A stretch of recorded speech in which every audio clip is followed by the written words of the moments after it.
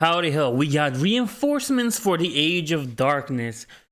Beautiful. I love the Horus Heresy. It's like the only good thing that remains from Games Workshop, but it comes the caveat. But until we get to the caveat, let's look what this reinforcement really is.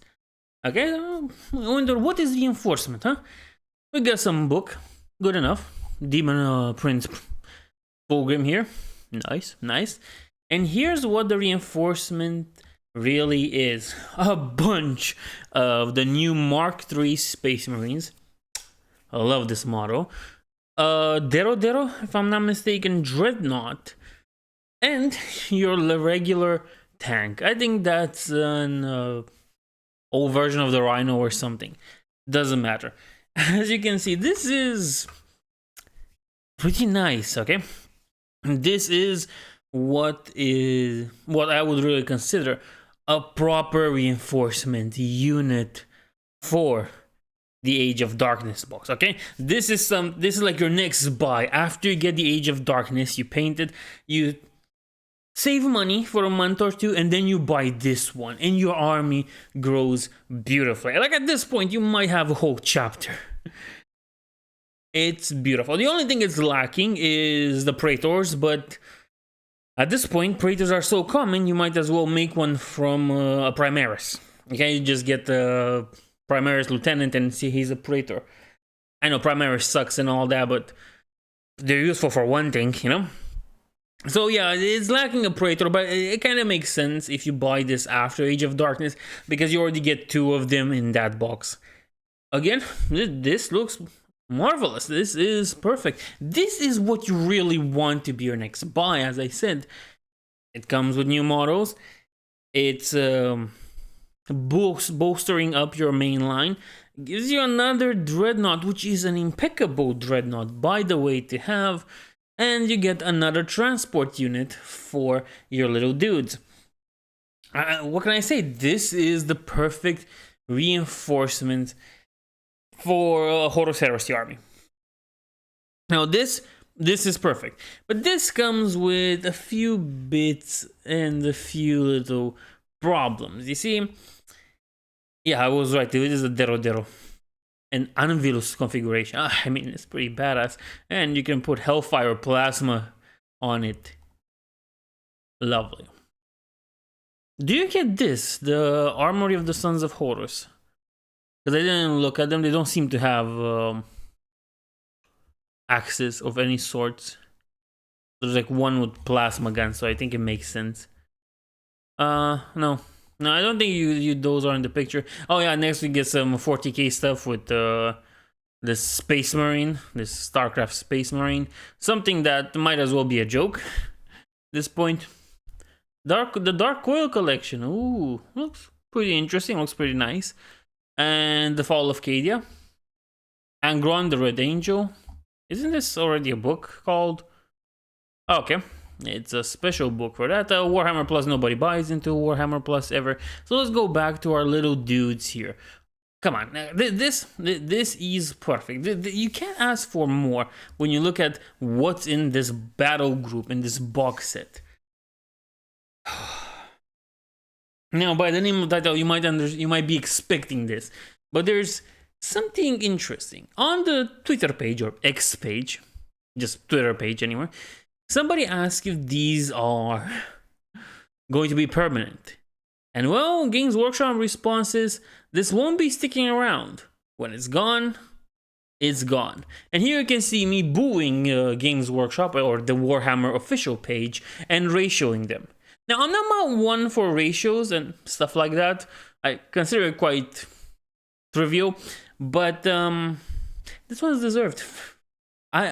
This one is deserved. I have no problem saying that this time, this is a deserved ratio, especially for Warhammer. Because here's the thing. Like with many other companies, Games Workshop bases its whole model upon the fear of missing out. You're supposed to be afraid, to be scared that you're not gonna be in it. You're not in the cool kids club that gets access to these cool units if you don't buy them as soon as they come.